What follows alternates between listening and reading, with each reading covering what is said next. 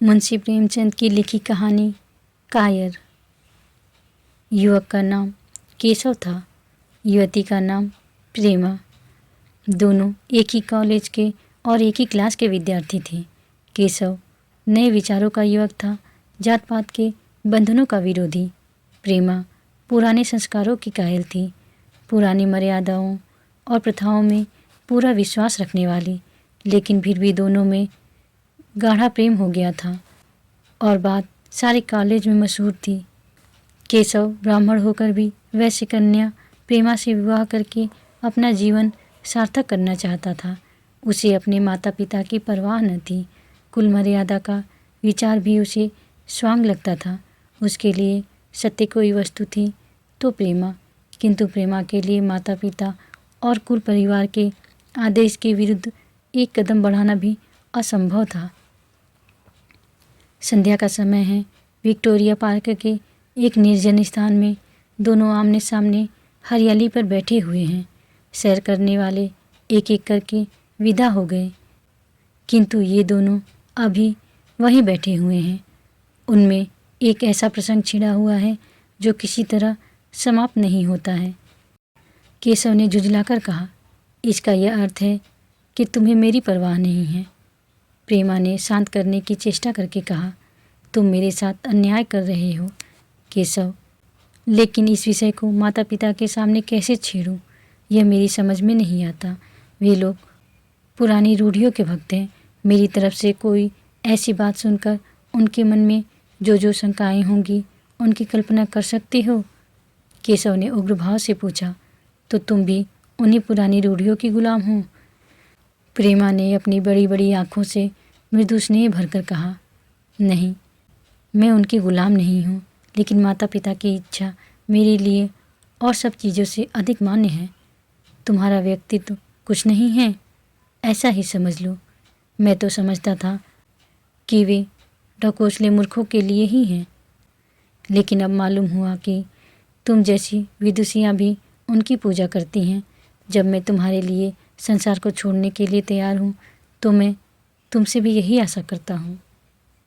प्रेमा ने मन में सोचा, मेरा अपनी देह पर क्या अधिकार है? जिन माता पिता ने अपने रक्त से मेरी सृष्टि की है और अपने स्नेह से मुझे पाला है, उनकी मर्जी के खिलाफ कोई काम करने का मुझे कोई हक नहीं। उसने दीनता के साथ केशव से कहा, क्या प्रेम स्त्री और पुरुष के रूप ही में रह सकता है, मैत्री के रूप में नहीं? मैं तो प्रेम को आत्मा का बंधन समझती हूँ। केशव ने कठोर भाव से कहा, इन दार्शनिक विचारों से तुम मुझे पागल कर दोगी। प्रेमा, बस इतना ही समझ लो कि मैं निराश होकर जिंदा नहीं रह सकता। मैं प्रत्यक्षवादी हूँ और कल्पनाओं के संसार में अप्रत्यक्ष का आनंद उठाना मेरे लिए असंभव है। यह कहकर उसने प्रेमा का हाथ पकड़कर अपनी ओर खींचने की चेष्टा की। प्रेमा ने झटके से हाथ छुड़ा लिया और बोली, नहीं केशव, मैं कह चुकी हूँ कि मैं स्वतंत्र नहीं हूँ।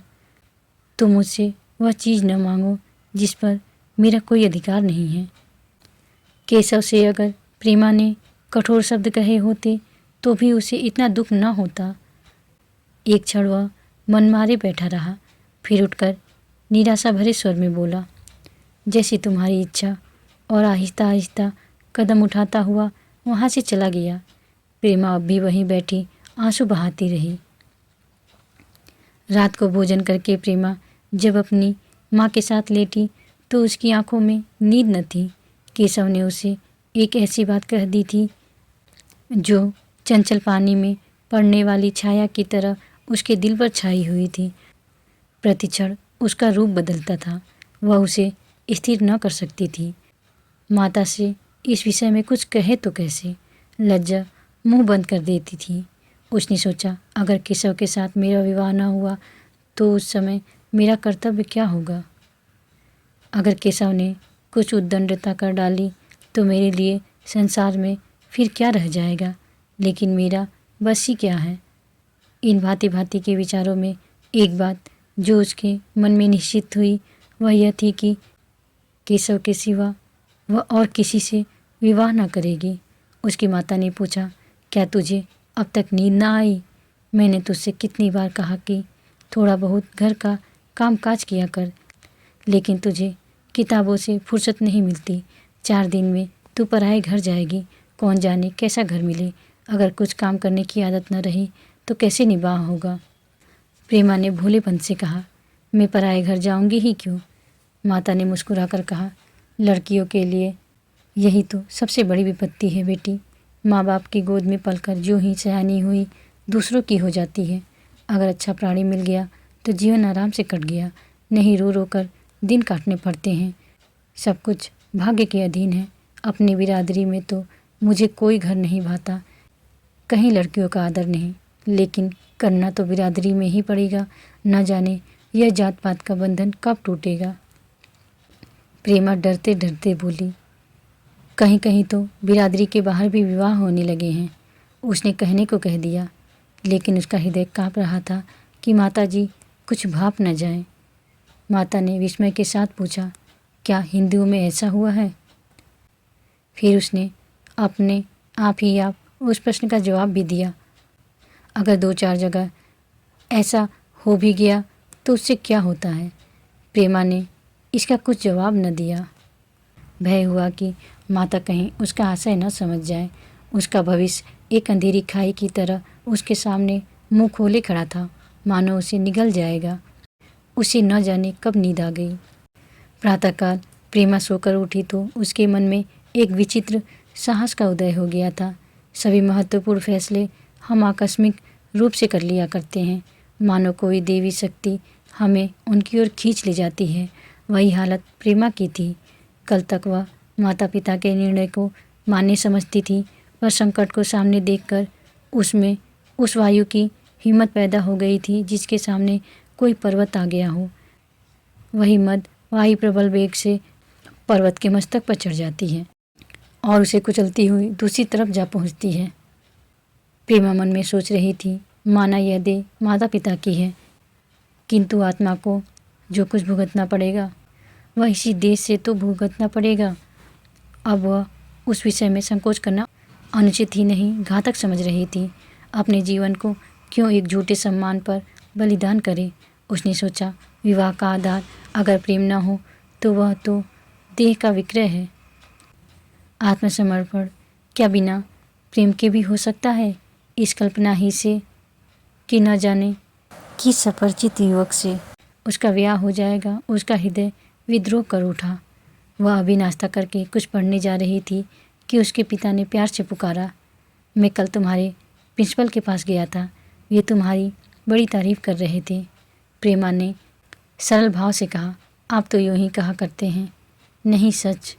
यह कहते हुए उन्होंने अपनी मेज़ की दराज खोली और मखमली चौखटों में जड़ी हुई एक तस्वीर निकालकर उसे दिखाते हुए बोले, यह लड़का ICS के इम्तिहान में प्रथम आया है, इसका नाम तो तुमने सुना होगा।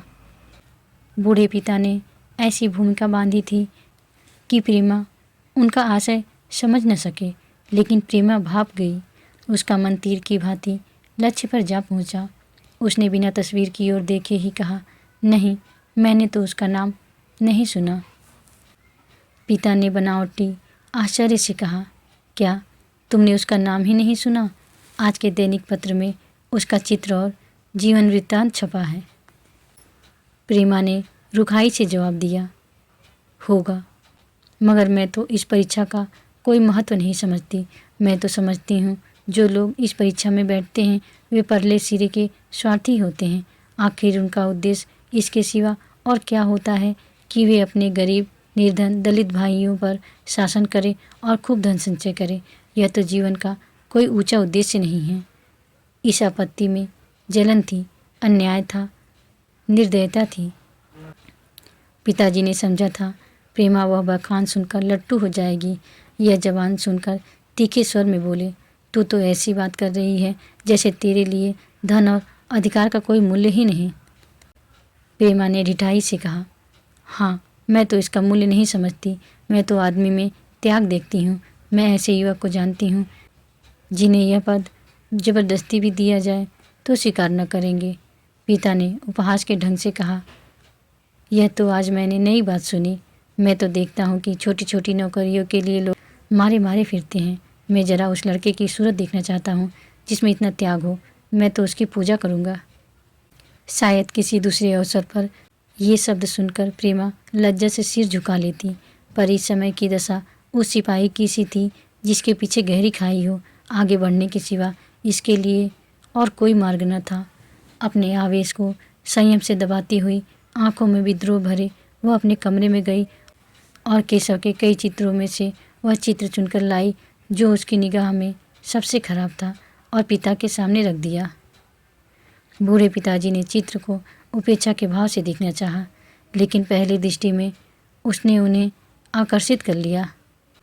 ऊंचा कद था और दुर्बल होने पर भी उसका गठन, स्वास्थ्य और संयम का परिचय दे रहा था। मुख पर प्रतिभा का तेज न था, पर विचारशीलता का कुछ ऐसा प्रतिबिंब था जो उसके प्रति मन में विश्वास पैदा करता था। उन्होंने चित्र को देखते हुए पूछा, यह किसका चित्र है? प्रेमा ने संकोच से सिर झुकाकर कहा, यह मेरे ही क्लास में पढ़ते हैं, अपनी ही बिरादरी का है। प्रेमा की मुख मुद्रा धूमिल हो गई। इसी प्रश्न के उत्तर पर उसकी किस्मत का फैसला हो जाएगा।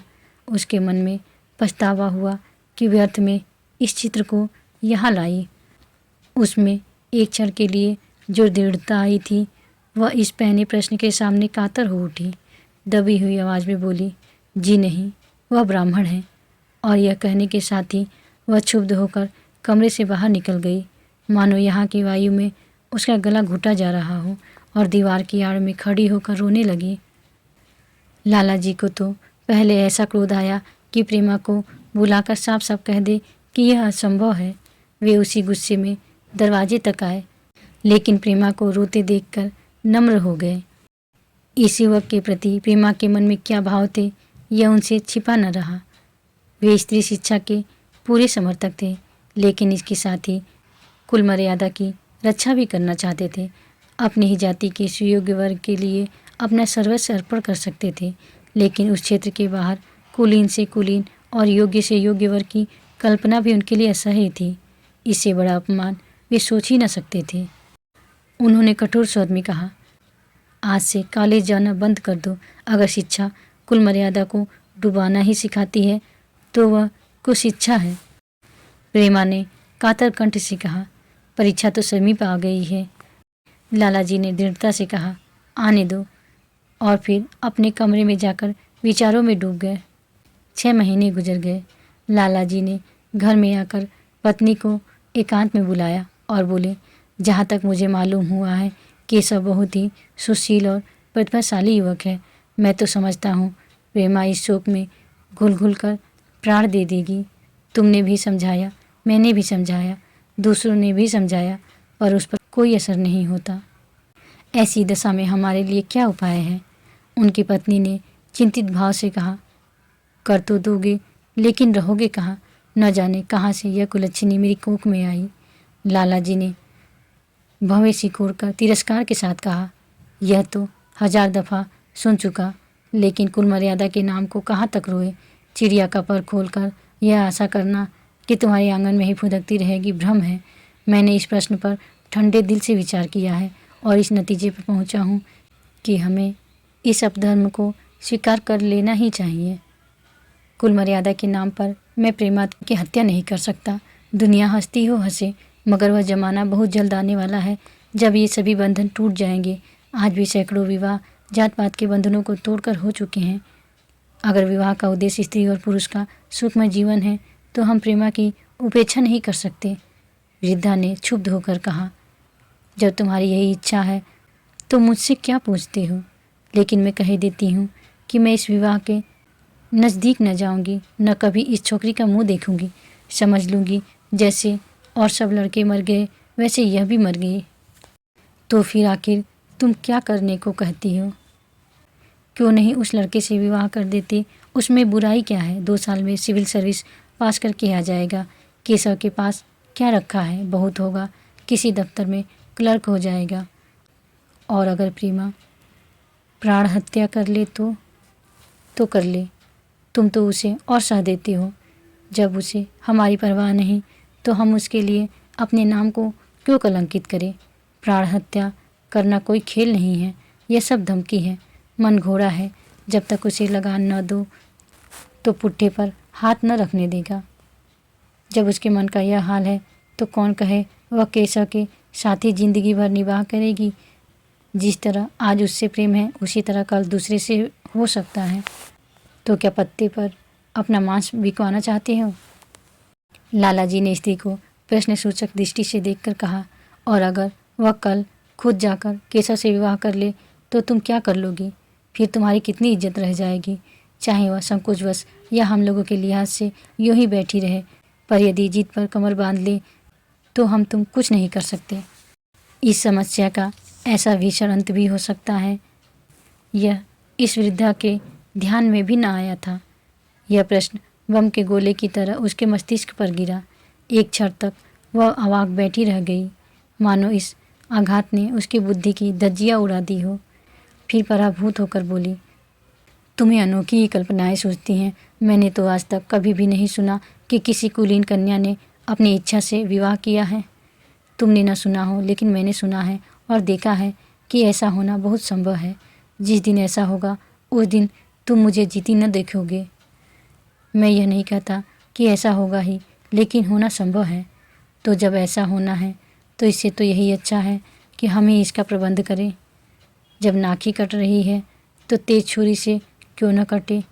कल केशव को बुलाकर देखो क्या कहता है। केशव के पिता सरकारी पेंशनर थे। मिजाज के चिड़चिड़े और कृपण, धर्म के आडंबरों में ही उनके चित्त को शांति मिलती थी। कल्पना शक्ति का अभाव था, किसी के मनोभावों का सम्मान न कर सकते थे। वे अब भी उस संसार में रहते थे जिसमें उन्होंने अपने बचपन और जवानी के दिन काटे थे। नवयुग की बढ़ती लहर को वे सर्वनाश कहते थे और कम से कम अपने घर को दोनों हाथों और पैरों का जोर लगाकर उससे बचाए रखना चाहते थे। इसलिए जब एक दिन प्रेमा के पिता उनके पास पहुँचे और केशव से प्रेमा के विवाह का प्रस्ताव किया तो बूढ़े पंडित जी अपने आपे में न रह सके। धुंधली आंखें फाड़ कर बोले, आप भंग तो नहीं खा गए हैं? इस तरह का संबंध और चाहे जो कुछ हो, विवाह नहीं है। मालूम होता है आपको भी नए जमाने की हवा लग गई। बूढ़े बाबूजी ने नम्रता से कहा, मैं खुद ऐसा संबंध पसंद नहीं करता। इस विषय में मेरे विचार वही हैं जो आपके, पर बात ऐसी आ पड़ी है कि मुझे विवश होकर आपकी सेवा में आना पड़ा। आजकल के लड़के और लड़कियां कितने स्वेच्छाचारी हो गए हैं, यह तो आप जानते ही हैं। हम बूढ़े लोगों के लिए अब अपने सिद्धांतों की रक्षा करना कठिन हो गया है। मुझे भय है कि कहीं ये दोनों निराश होकर अपनी जान पर न खेल जाएं। बूढ़े पंडित जी जमीन पर पाँव पटकते हुए गरज उठे, आप क्या कहते हैं साहब? आपको शर्म नहीं आती? हम ब्राह्मण हैं, ब्राह्मणों में भी कुलीन। ब्राह्मण कितने ही पतित हो गए हों, इतने मर्यादा शून्य नहीं हुए हैं कि बनिए बक्कालों की लड़की से विवाह करते फिरे। जिस दिन कुलीन ब्राह्मणों में लड़कियां न रहेंगी उस दिन यह समस्या उपस्थित हो सकती है। मैं कहता हूँ, आपको मुझसे यह बात कहने का साहस कैसे हुआ? बूढ़े बाबूजी जितना ही दबते थे उतना ही पंडित जी बिगड़ते थे, यहाँ तक कि लाला जी अपना अपमान ज़्यादा न सह सके और अपनी तकदीर को कोसते हुए चले गए। उसी वक्त केशव कॉलेज से आया। पंडित जी ने तुरंत उसे बुलाकर कठोर कंठ से कहा, मैंने सुना है तुमने किसी बनिए की लड़की से अपना विवाह करने का निश्चय कर लिया है। यह खबर कहाँ तक सही है? केशव ने अनजान बनकर पूछा, आपसे किसने कहा? किसी ने कहा। मैं पूछता हूँ, यह बात ठीक है या नहीं? अगर ठीक है तो तुमने हमारी मर्यादा को डुबाना निश्चय कर लिया है, तो तुम्हारे लिए हमारे घर में कोई स्थान नहीं है। तुम्हें मेरी कमाई का एक ढेला भी नहीं मिलेगा। मेरे पास जो कुछ है वह मेरी कमाई है। मुझे अख्तियार है कि मैं उसे जिसे चाहें दे दूं। तुम यह अनीति करके मेरे घर में कदम नहीं रख सकते। केशव पिता के स्वभाव से परिचित था। प्रेमा से उसे प्रेम था। वह गुप्त रूप से प्रेमा से विवाह कर लेना चाहता था। बाप तो हमेशा न रहेंगे, माता के स्नेह पर उसे विश्वास था। उस प्रेम की तरंग में वह सारे कष्टों को झेलने के लिए तैयार मालूम होता था। लेकिन जैसे कोई कायर सिपाही बंदूक के सामने जाकर हिम्मत खो बैठता है और कदम पीछे हटा लेता है, वही दशा केशव की हुई। वह साधारण युवकों की तरह सिद्धांतों के लिए बड़े बड़े तर्क कर सकता था, जबान से उनमें अपनी भक्ति की दुहाई दे सकता था, लेकिन यातनाएं झेलने की सामर्थ्य उसमें न थी।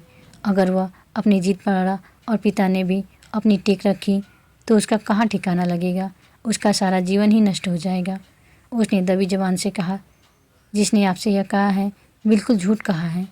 पंडित जी ने तीव्र नेत्रों से देखकर कहा, तो यह खबर बिल्कुल गलत है? जी हाँ, बिल्कुल गलत। तो तुम आज ही इस वक्त उस बनिए को खत लिख दो और याद रखो कि अगर इस तरह की चर्चा फिर कभी उठी तो मैं तुम्हारा सबसे बड़ा शत्रु होऊंगा। बस जाओ। केशव और कुछ न कह सका। वह वहाँ से चला तो ऐसा मालूम होता था कि पैरों में दम नहीं है। दूसरे दिन प्रेमा ने केशव के नाम यह पत्र लिखा। प्रिय केशव, तुम्हारे पूज्य पिताजी ने लाला जी के साथ जो अशिष्ट और अपमानजनक व्यवहार किया है उसका हाल सुनकर मेरे मन में बड़ी शंका उत्पन्न हो रही है। शायद उन्होंने तुम्हें भी डांट फटकार बताई होगी। ऐसी दशा में मैं तुम्हारा निश्चय सुनने के लिए विकल हो रही हूँ। मैं तुम्हारे साथ हर तरह का कष्ट झेलने को तैयार हूँ। मुझे तुम्हारे पिताजी की संपत्ति का मोह नहीं है। मैं तो केवल तुम्हारा प्रेम चाहती हूँ और उसी में प्रसन्न हूँ। आज शाम को यहीं आकर भोजन करो। दादा और माँ दोनों तुमसे मिलने के लिए बहुत इच्छुक हैं। मैं वह स्वप्न देखने में मग्न हूँ जब हम दोनों उस सूत्र में बंध जाएंगे जो टूटना नहीं जानता, जो बड़ी से बड़ी विपत्ति में भी अटूट रहता है। तुम्हारी प्रेमा। संध्या हो गई और इस पत्र का कोई जवाब न आया। उसकी माता बार बार पूछती थी, केशव आए नहीं। बूढ़े लाला जी भी द्वार पर आंखें लगाए बैठे थे। यहाँ तक कि रात के 9 बज गए, पर न तो केशव ही आए न उनका पत्र। प्रेमा के मन में भांति भांति के संकल्प विकल्प उठ रहे थे। कदाचित उन्हें पत्र लिखने का अवकाश न मिला होगा या आ जाने की फुर्सत न मिली होगी। कल अवश्य आ जाएंगे। केशव ने पहले उसके पास जो प्रेम पत्र लिखे थे उन सबको उसने फिर से पढ़ा। उनके एक एक शब्द से कितना अनुराग टपक रहा था, उनमें कितना कंपन था, कितनी विकलता, कितनी तीव्र आकांक्षा। फिर उसे केशव के वे वाक्य याद आते जो उसने सैकड़ों ही बार कहे थे। कितनी ही बार वह उसके सामने रोया था। इतने प्रमाणों के होते हुए निराशा के लिए कहाँ स्थान था, मगर फिर भी सारी रात उसका मन जैसे सूली पर टंगा रहा। प्रातःकाल केशव का जवाब आया। प्रेमा ने कांपते हुए हाथों से पत्र लेकर पढ़ा। पत्र हाथ से गिर गया। ऐसा जान पड़ा मानो उसके देह का रक्त स्थिर हो गया हो। लिखा था, मैं बड़े संकट में हूँ कि तुम्हें क्या जवाब दूँ। मैंने इधर इस समस्या पर खूब ठंडे दिल से विचार किया है और इस नतीजे पर पहुँचा हूँ कि वर्तमान दशाओं में मेरे लिए पिताजी की आज्ञा की उपेक्षा करना दुस्सह है। मुझे कायर न समझना, मैं स्वार्थी भी नहीं हूँ, लेकिन मेरे सामने जो बाधाएं हैं उन पर विजय पाने की शक्ति मुझ में नहीं है। पुरानी बातों को भूल जाओ। उस समय मैंने इन बाधाओं की कल्पना न की थी। प्रेमा ने एक लंबी गहरी जलती हुई सांस खींची और उस खत को फाड़ कर फेंक दिया। उसकी आंखों से अश्रुधार बहने लगी। जिस केशव को उसने अपने अंतःकरण से वर मान लिया था वह इतना निष्ठुर हो जाएगा, इसकी उसको रत्ती भर भी आशा न थी। ऐसा मालूम पड़ा मानो अब तक वह कोई सुनहरा स्वप्न देख रही थी, पर आंखें खुलने पर सब कुछ अदृश्य हो गया। जीवन में आशा ही लुप्त हो गई। तो अब अंधकार के सिवा और क्या रहा। अपने हृदय की सारी संपत्ति लगाकर उसने एक नाव लदवाई थी। वह नाव जलमग्न हो गई। अब दूसरी नाव कहाँ से लदवाए। अगर वह नाव डूबी है तो उसके साथ ही वह भी डूब जाएगी। माता ने पूछा, क्या केशव का पत्र है? प्रेमा ने भूमि की ओर ताकते हुए कहा, हाँ, उनकी तबीयत अच्छी नहीं है। इसके सिवा वह और क्या कहे। केशव की निष्ठुरता और बेवफाई का समाचार कहकर लज्जित होने का साहस उसमें न था। दिन भर वह घर के काम धंधों में लगी रही, मानो उसे कोई चिंता ही नहीं है। रात को उसने सबको भोजन कराया, खुद भी भोजन किया और बड़ी देर तक हारमोनियम पर गाती रही। मगर सवेरा हुआ तो उसके कमरे में उसकी लाश पड़ी हुई थी। प्रभात की सुनहरी किरणें उसके पीले मुख को जीवन की आभा प्रदान कर रही थी। आप सुन रहे थे मुंशी प्रेमचंद की लिखी कहानी कायर। कहानी सुनने के लिए धन्यवाद।